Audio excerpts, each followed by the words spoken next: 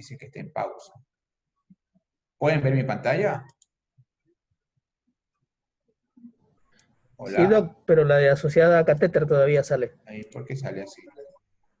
Ya ahí salió tracto Y urinario. sale la infección. Ya salió tracto urinario. Listo, perfecto. Ahí estamos. Bueno, entonces cuando ustedes cuando ustedes hablan de cistitis, por ejemplo, que obviamente lo más frecuente es que le pase a mujeres que a hombres, la cistitis no te va a dar fiebre, muchachos. Entonces uno tiene que descartar que si una persona te dice, tiene fiebre, es una infección urinaria. No, viejo, la cistitis no da fiebre. Entonces hay que tener en cuenta eso, sobre todo cuando estamos hablando de mujeres.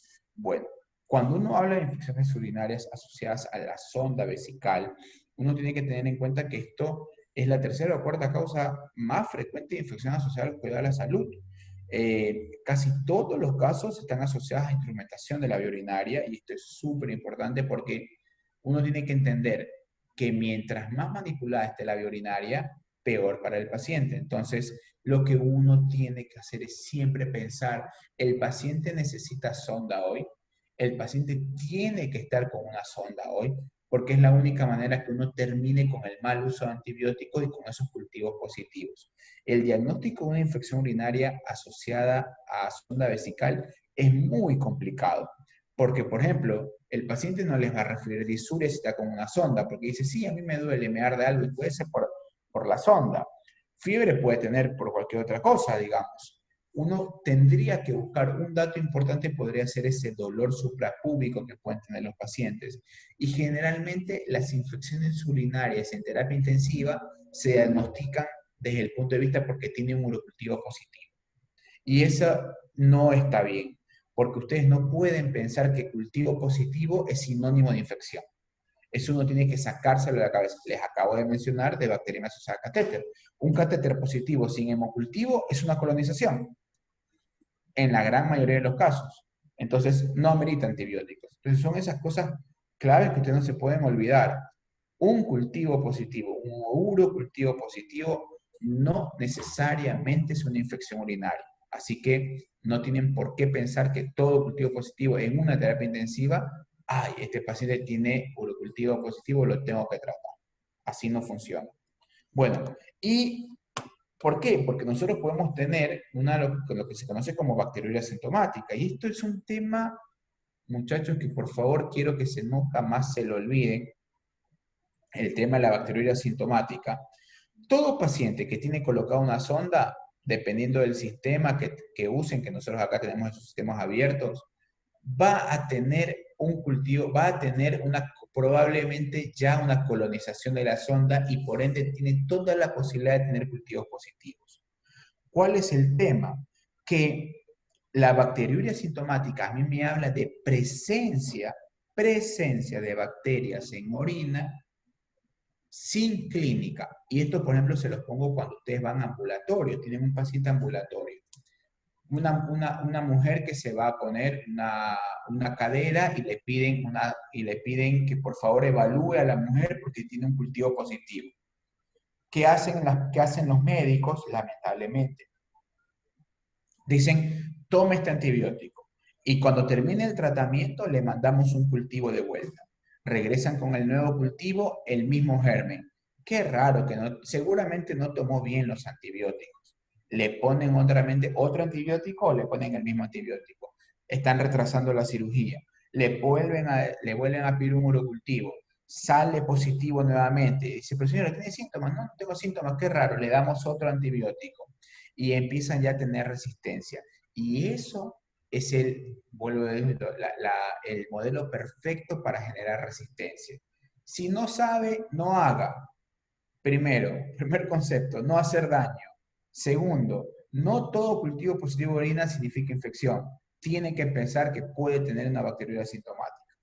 Tres, si yo estoy viendo cultivos positivos tras cultivos positivos sin síntomas, yo no tengo por qué dar antibiótico. Tengo que pensar que esta persona tiene algo que genera que tenga esa bacteria. Por ejemplo, si la mujer es multípara, que tenga un problema en el piso pélvico. Entonces, le mando a hacer que vaya a hacer terapia de rehabilitación de piso pélvico, que haga ejercicios de Kegel, que tenga una litiasis ureteral, que tenga una resequedad vaginal, que tenga problemas con el tema de los estrógenos.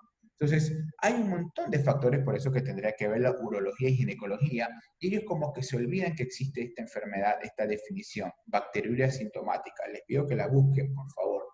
Bueno, ¿y qué pasa? Si la persona, el diagnóstico de una infección urinaria tiene que tener síntomas, sedimento urinario patológico, y si le pidieron urocultivo positivo. Recuerden también poder establecer cómo ver un urocultivo, sobre todo para la casa de ustedes, cuando están viendo un paciente ambulatorio. Si tienen nitritos positivos, si bien es cierto, los nitritos positivos pueden ser por cualquier cosa, uno dice, mira, tiene nitritos positivos, mira, entonces podría ser una infección urinaria. Pero si tienen nitritos negativos, a mí me descartan la infección urinaria. Es mucho más difícil que una persona tenga infección urinaria con nitritos negativos. Es más difícil. Casi raro, les diría. Pero bueno, en medicina nunca uno más uno, pero les diría que todos deben tener nitritos negativos. Si el urocultivo tiene muchas células, mire ese sedimento urinario, tiene 20 células, esa es una mala muestra, está mal tomado, no le voy a prestar atención a ese cultivo. Y bueno, entonces, la diferencia es, el cultivo va a estar entre los dos positivos, y la diferencia son los síntomas. Si no tiene síntomas, no se trata, ¿ok? Este es un tema pero tan difícil, tan complicado para manejar para algunas personas, que la ITSA el año pasado sacó más o menos unas 30 hojas solo hablando de bacteriuria sintomática. Entonces, y ellos ponen ahí la dificultad y les ponen los escenarios de todo lo que uno debería hacer cuando tenemos un paciente con bacteriuria sintomática. Entonces, esto es un tema súper importante que yo se los pido que lo revisen, que lo tengan, porque les va, sobre todo si ustedes van a tratar a familiares o amigos por infecciones urinarias, les va a servir muchísimo. Pero también tengo que pensar que yo tengo, más allá de la bacteriuria sintomática, tengo la posibilidad de tener una infección del tracto urinario. ¿Y cuáles son esos factores de riesgo? Duración de la cateterización, que tenga una uretra corta, que tenga más de 50 años, que haya ingresado por una enfermedad grave, obviamente porque todo esto va a sumar el tema de la enfermedad grave, que tenga colonización de la bolsa recolectora y yo no le estoy cambiando o no me doy cuenta y no pienso en sacarle el catéter rápidamente. Y acá van a ver a la derecha de la pantalla cuáles son los factores de riesgo para la infección por cepa productora de BLE. Este es un artículo que salió en el 2013, pero no solo es E. coli, puede ser cualquier germen productor de beta-lactamasa efecto extendido. Entonces, cuando uno habla de la epidemiología, uno tiene que entender que va a tener lo más frecuente son los bacilos gram negativos, E. coli, Klebsiella, también pueden tener Enterobacter. Recuerden lo que hablamos del Enterobacter, que tiene cefaloporinasa cromosómicamente inducible, ya lo comenté la clase pasada. También tienen los bacilos gram negativos no fermentadores, como Pseudomonas, acineto, los cocos positivos. Pueden tener un estafilococo. Es mucho más difícil, obviamente, tener un estafilococo en la vía urinaria, pero, por ejemplo, si ustedes me dicen, no, mira, el paciente tiene puesto un doble J, y ese doble J hace que tenga una infección, porque recién fue puesta, mira, podría ser real. Y los hongos. Recuerden cuando se hablan los hongos, yo les cuento acá el caso cuando yo recién llegué al hospital, tuvimos una paciente con los clínicos, que la mujer le habían pedido urocultivos, era una mujer que tenía litos, litiasis renal, los urólogos le ponen doble J y la dejan, la señora empieza con problemas urinarios, cándida, tratamiento, cándida, flujo, tratamiento, cándida, flujo, igual, no mejoraba. ¿Y qué pasaba? Porque nunca le sacaban los doble J. Y eso de urología, o sea, a mí me llamó la atención.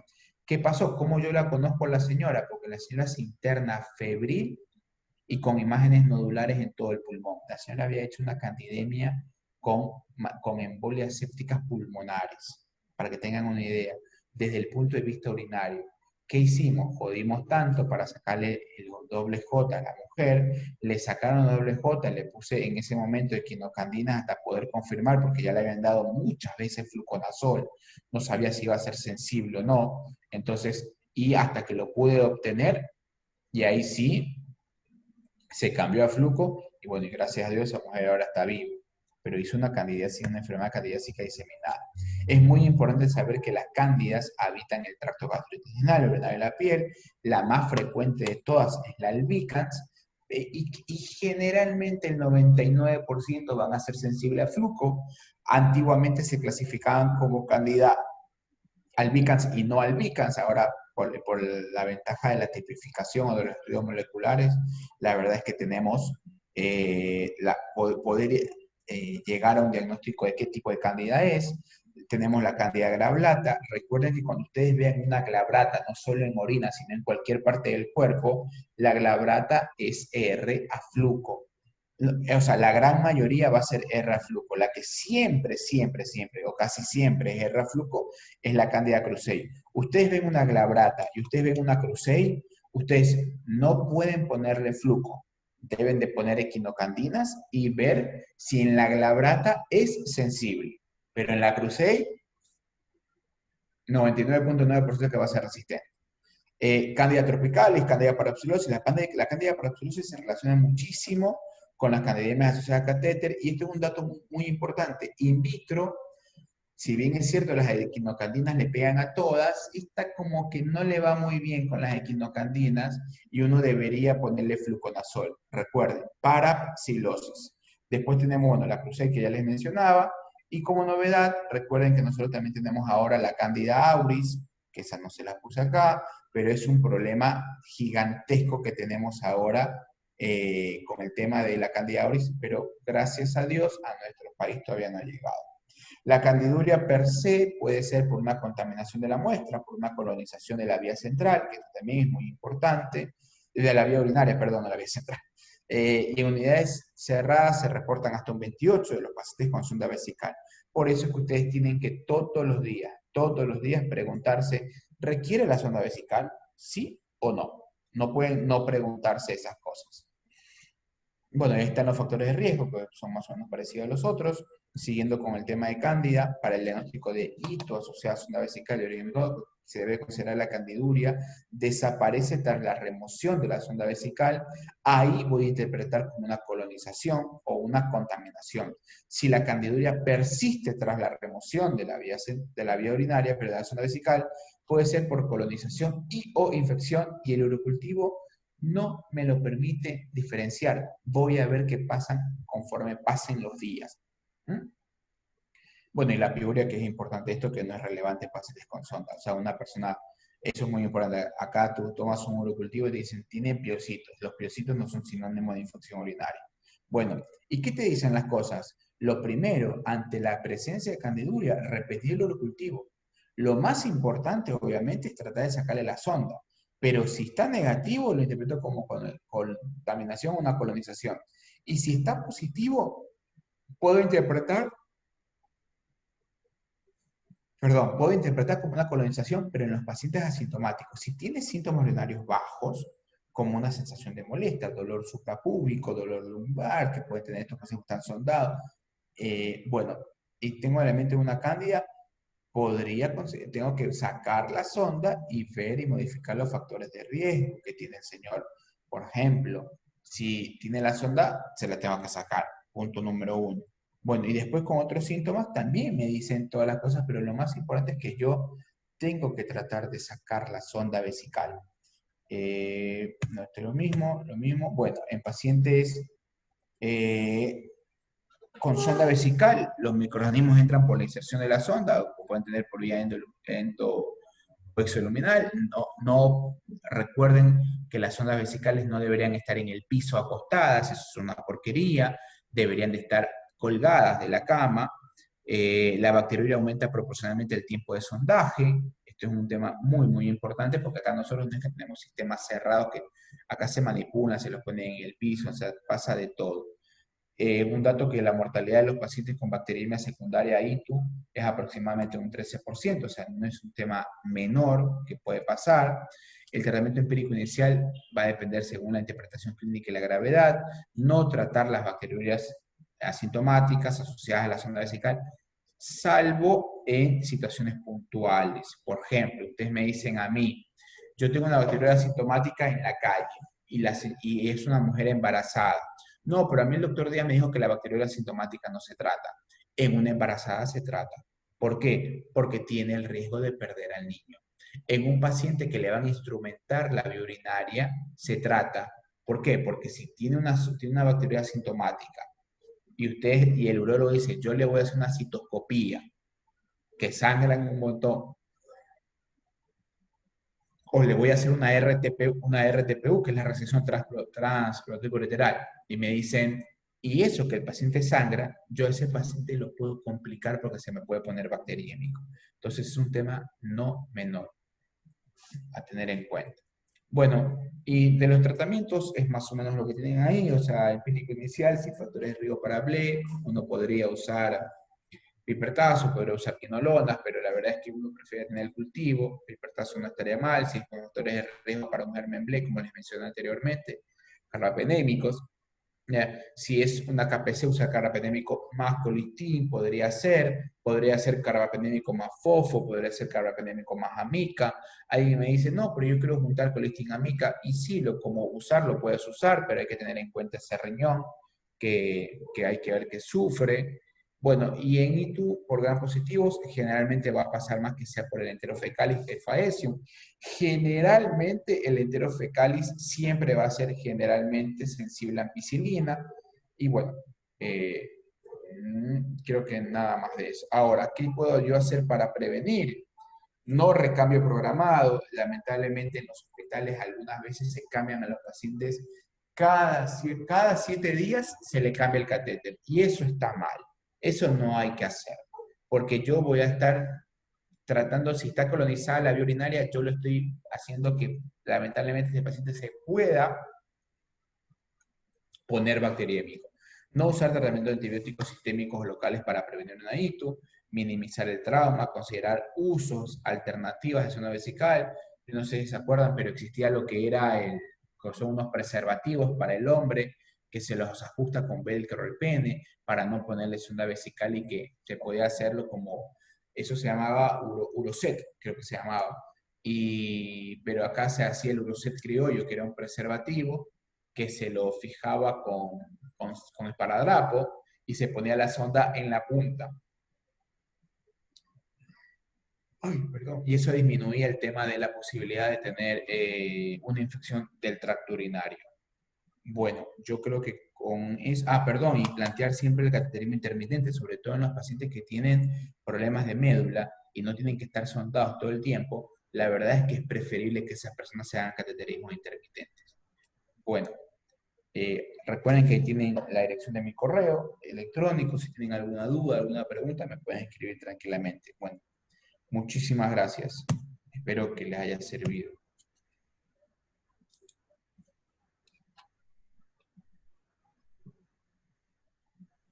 Doctor Díaz, muchas gracias por su intervención. Sí me escuchan, ¿no? Porque se me está... Sí, sí. Sí, sin problemas, porque aquí me está cargando la computadora. Le quería hacer dos preguntas, ¿sí? Más que todo, la primera hace por la primera exposición, ¿cómo ha cambiado el cuidado de los catéteres en esta pandemia COVID-19, tomando en cuenta de que estamos utilizando equipos de bioprotección, gafas, mascarilla, varios equipos, varios guantes, y tal vez ese miedo que tiene o que tal vez tenía, porque cada vez vamos diciendo un poquito más el miedo del personal a tener el contacto con el paciente crítico, y cambió en algo, tal vez la infección asociada al dispositivo, se modificó, cómo se lo cuidaba, ¿hubo algún cambio en ese Al sentido? principio de la pandemia,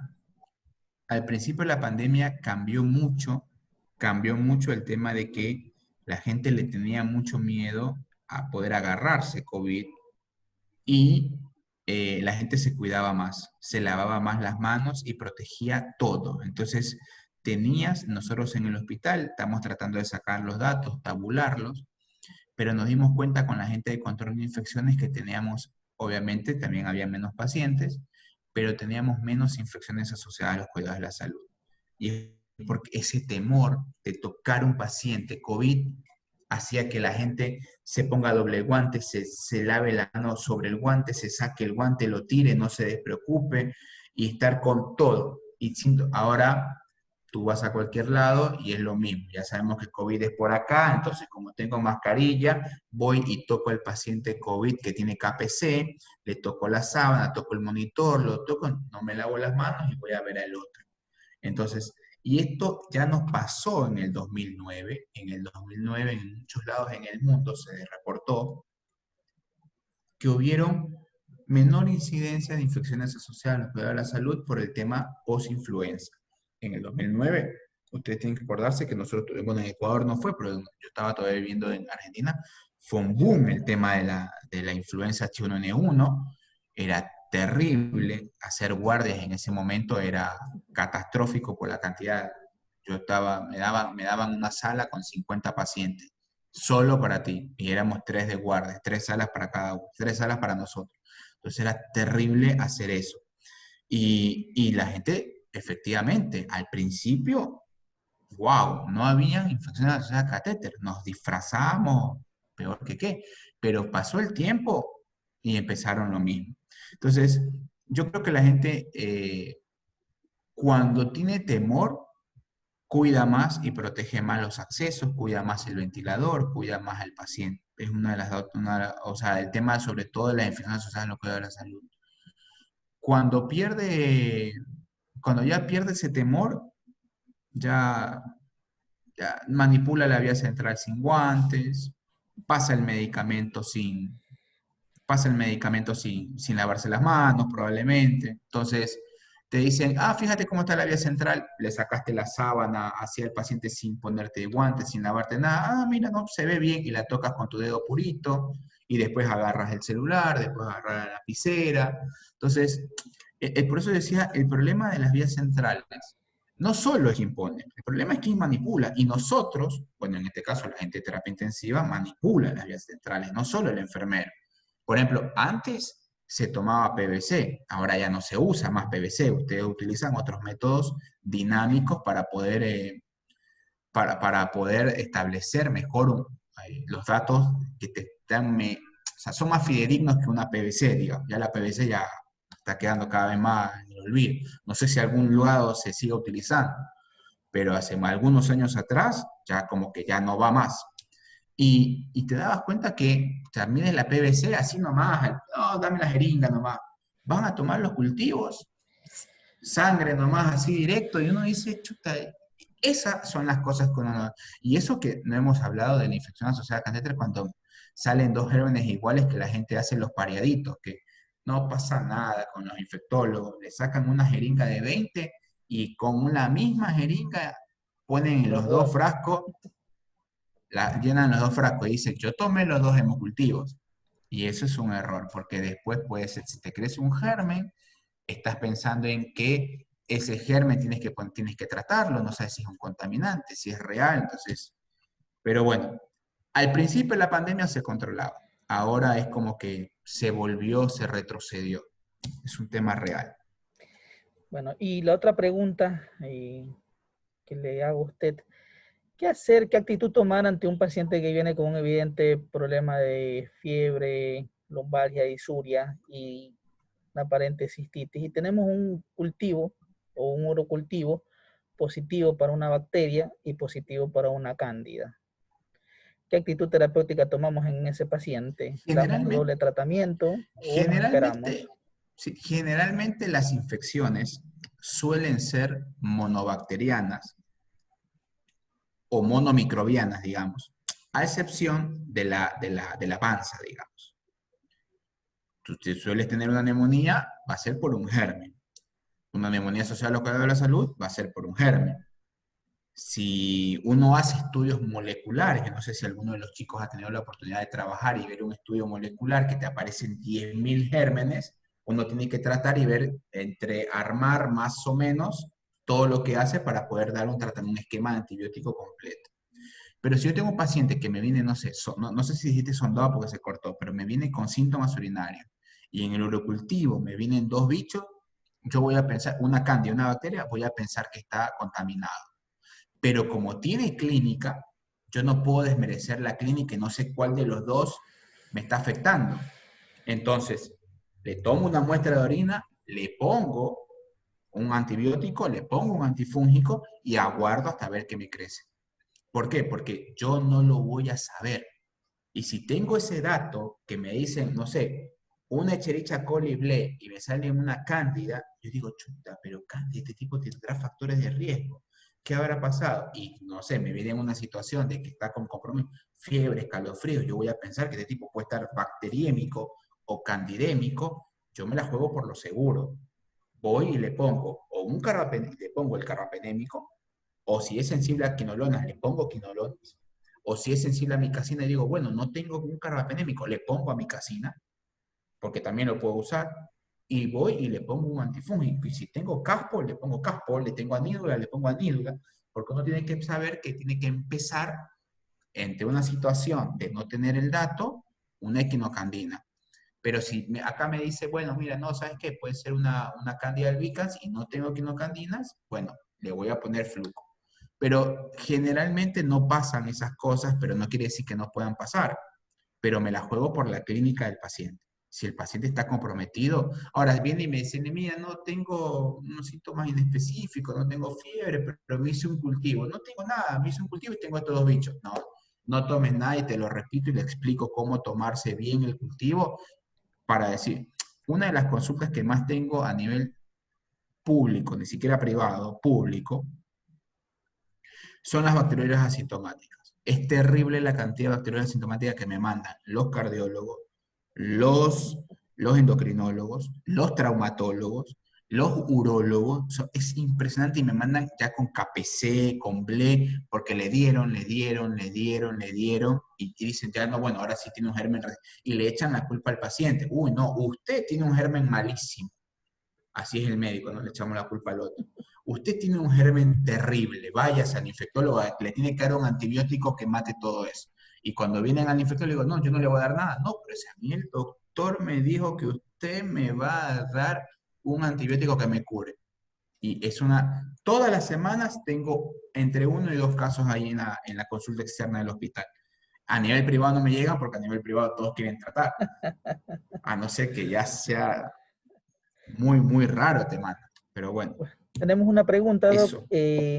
Aquí nos Sí. pregunta la doctora Gabriela Flores. En los pacientes que han sido previamente aislados por KPC y que han cumplido su tratamiento por un lapso de 15 días, bueno, un mes, y que son trasladados a otra casa de salud, ¿a estos pacientes se los debe seguir considerando pacientes Ujú. colonizados, aún con cultivos negativos y sin clínica?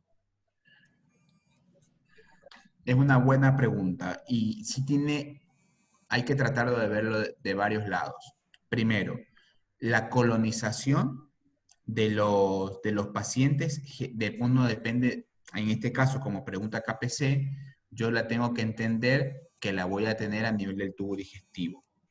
Está escrito que esa colonización puede persistir hasta un año por KPC y por gérmenes BLE puede persistir entre 3 a 6 meses. ¿Ya? En cambio, por estafilococo, si yo le doy, viene David tiene estafilococos en la piel, le está lleno de forúnculos, siempre forúnculos. Yo digo, David, no te preocupes, yo te voy a dar clorexidina y muperosina para disminuir. Yo sé que en un mes, 2 meses, 3 meses, ya vas a estar descolonizado por lo que yo hice.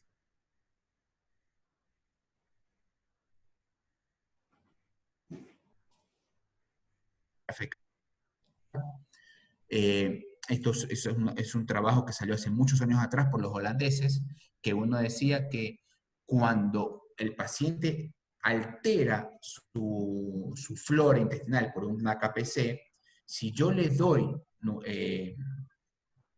todas estas cosas que viven en nosotros, digamos, por la materia fecal de otros pacientes, puedo yo hacer que el paciente pierda esa colonización por KPC.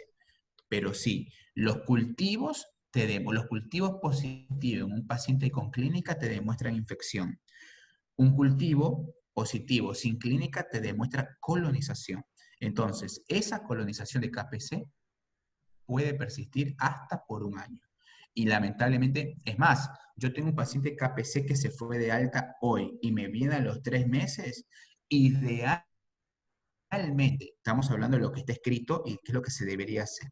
Idealmente, mi hospital debería saber, mira, entró David Oñate. Ah, mira, él tiene una KPC por una infección urinaria y está colonizado por KPC. Ah, señor Oñate, perfecto, usted va a ir a una habitación de aislamiento. Eso es lo que se debería hacer en el primer mundo y se hace en muchos hospitales. ¿Por qué? Porque sabemos que la colonización tiene cosas que ver, tiene mucho que ver en el tema de cuando yo me adecue a un tratamiento antimicrobial. No quiere decir que, por ejemplo, viene un paciente colonizado que yo conozco por KPC y viene por neumonía de su casa, no le voy a poner un tratamiento para KPC. ¿Por qué? Porque yo entiendo que la neumonía de su casa va a ser por estrepto, va a ser por hemófilus, o sea, siempre a la cabeza, pero a la cabeza el estrepto neumonial. Entonces yo voy a cubrir el estrepto neumonial, no voy a cubrir la KPC, porque la KPC está en el tubo digestivo. Entonces eso sí importa, pero de forma grosera una KPC puede persistir hasta un año en el tubo digestivo. Ok. Listo, Doc. Bueno, aquí nos preguntan si puede explicar cuándo se considera que el retrocultivo se asocia a bacteriemia por catéter. ¿Ya? Cuando yo tomo un retrocultivo, ¿se acuerdan, no? Saco primero el hemocultivo, eso sí, los hemocultivos hay que sacarlos por lo menos con media hora de diferencia porque es el tiempo que se demora en recircular la sangre. Trato de hacerlo de esa manera. Recuerden, yo voy, agarro, tomo el hemocultivo y luego de forma estéril todo, ¡pum!, saco el retrocultivo. Yo mando las dos cosas a estudiar el laboratorio. Y cuando yo estoy en el laboratorio, cuando yo estoy en el laboratorio, a mí me dicen, creció el retrocultivo positivo y el hemocultivo positivo. Entonces yo voy y pregunto, ¿cuál es el tiempo de diferencia? Si a mí me dicen que tiene más de 2 horas de haber pitado primero el retro y después de 2 horas el hemocultivo, yo voy a interpretar eso como una bacteriemia asociada a catéter. ¿Qué tengo que hacer? Sacarle el catéter y darle tratamiento, obviamente. El tiempo son 120 minutos. Eso es lo que está escrito, 2 horas, para poder definir que es una bacteriemia asociada a catéter. Listo, Doc. Bueno, quedo muy agradecido por sus intervenciones, Doc. Ha quedado bien claro sobre los No, por procesos favor. infecciosos, ¿no? Y agradeciendo por su presencia y nos despedimos con todos, ¿no? Bueno, un gusto. Muchas Cuídense mucho. gracias. Espero que les sirva. Espero que estén bien. Gracias, Chao, Doc. Muy chao. amable. Cuídense.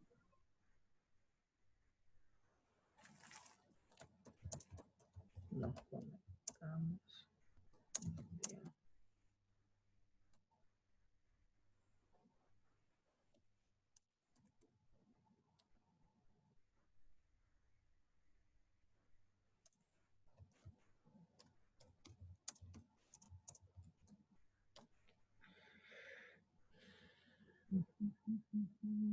Bien.